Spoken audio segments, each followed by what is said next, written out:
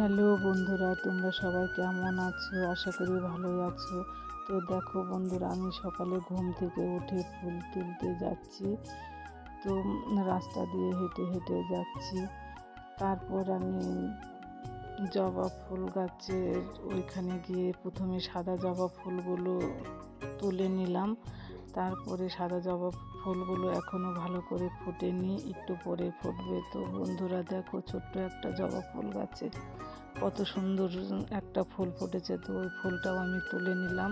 তারপরে এই লাল ফুলগুলো তুলে নিলাম অনেকগুলো। এই ফুলগুলো তুলতে আমার খুবই ভালো লাগে, তাই আমি এই ফুলগুলো অনেকগুলো তুলে নিলাম।